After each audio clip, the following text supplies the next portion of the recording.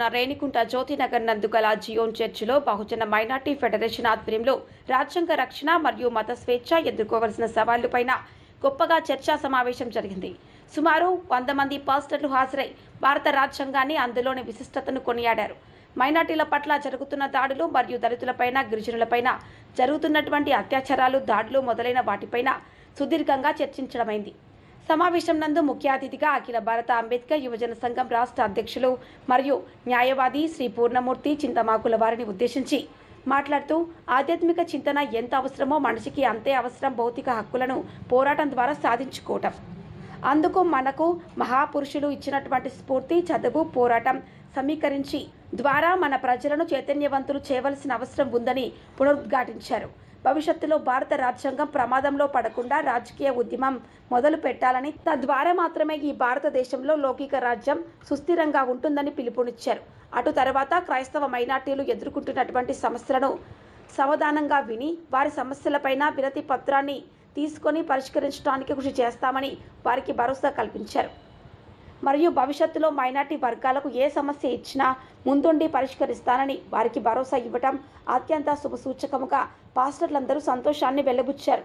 పాల్గొన్న పాస్టర్లు అందరూ కూడా బహుజన మైనార్టీ ఫెడరేషన్ బలోపేతం చేస్తామని ప్రతిజ్ఞ చేశారు. ఇందులో పాల్గొన్న వారు పాస్టర్ రేవరెండ్ సతీష్ మరియు Jyothinagar pastor Satish Babu, brother Samson, Ravi, టైటాస్, Venkatagiri నుండి పాల్ మనోహర్, పాపా నాయుడుపేట నుండి ఆశీర్వాదం, మత్తాయ, దావినేడు, చిగురువాడ, వడమాలపేట, పుత్తూరు నుండి ఏసుపాదం, నాయుడుపేట, ఏర్పడు, మదనపల్లి ప్రాంతాల నుండి పాస్టర్లు పాల్గొన్నారు. మరియు అఖిల భారత అంబేద్కర్ యువజన సంఘం తిరుపతి పార్లమెంట్ కార్యదర్శి శ్రీ కంజాక్షి కుమార్ మరియు శ్రీకాళహస్తి నియోజకవర్గ ఆల్ ఇండియా అంబేద్కర్ యువజన సంఘం కార్యదర్శి కరకంబాడి మధు తదితరులు పాల్గొన్నారు. మనం బలవంతులమా? మానవ శక్తి ఉందా మనకు? మన శాతం ఎంత? మనలో వందలాది కులాలు, అంటరాని కులాల్లోనే కులాల నేపథ్యం, వాటిని ఆసరాగా తీసుకొని మనం చూస్తూనే ఉన్నాం.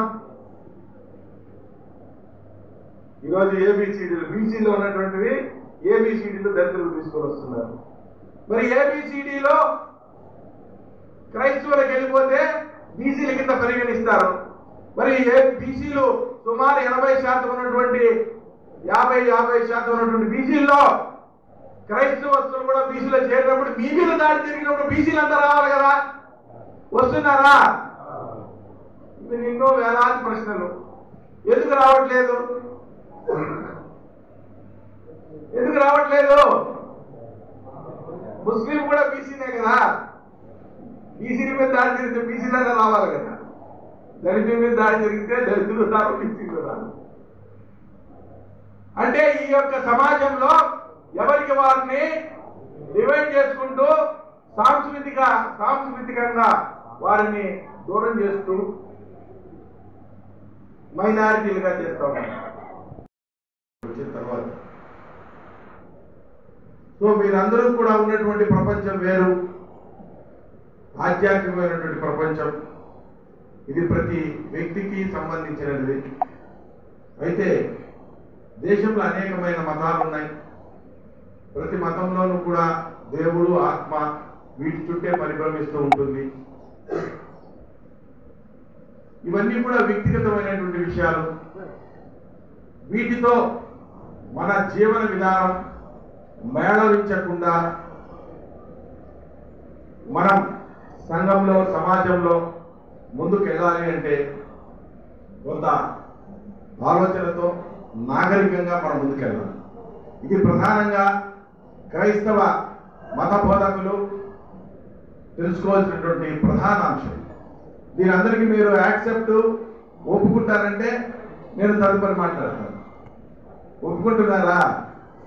గట్టిగా ఎవరు చెప్పట్లేదు, గట్టిగా చెప్తేనే. ఆధ్యాత్మికత వేరు, భౌతికత వేరు. మీరు ఒప్పుకుంటే నేను గట్టిగా నేను చెప్పడానికి, మీరు ఒప్పుకోకపోతే నేనేం చెప్పాలో చెప్పలేను మీకు. అది ప్రధానమైనటువంటి సమస్య. చెప్పాలి గట్టిగా, అందరూ చెప్తేనే. నేను భగవంతుడికి, ఆధ్యాత్మికానికి వ్యతిరేకి కాదు. ఒకటి ప్రధానమైంది, ఇది వ్యక్తిగతం. మనం ఇక్కడ గుమికూడింది భౌతిక ప్రపంచంలో ఉన్నాం మొదట. అంటే నాకు తెలిసినంత వరకు నేను కూడా నా చిన్నతనంలో అంటే 6వ తరగతి నుండి 10వ తరగతి వరకు కూడా నేను క్రిస్టియానిటీ కల్చర్లో పెరిగిన వాడిని. నా స్కూల్ నేపథ్యం అంతా కూడా పీఎం హై స్కూల్ అనేది జరిగింది. సో నాకు ఈ క్రిస్టియానిటీలో ఉన్నటువంటి ఆచారాలు, వారి యొక్క వ్యవహారాలన్నీ కూడా చిన్నతనంలోనే నేను కొంత అనుభూతి చెందిన వాడిని. మా సతీష్ వాళ్ళ నాన్నగారు ఈ మధ్యనే పరినిర్వాణం చెందారు. జానన్న అనే వాళ్ళం మేము ఆయన స్కూల్ డేస్లో. ఎంతో ప్రేమగా ఆప్యాయంగా ఉన్న వ్యక్తి. సో నా యొక్క ఆలోచన కూడా కొంత మేము పెరిగిన వాతావరణం క్రిస్టియానిటీ క్రైస్తవం నుండి వచ్చింది. బైబిల్లో మీరే అంటూ ఉంటారు, చెప్తా ఉంటారు కూడా,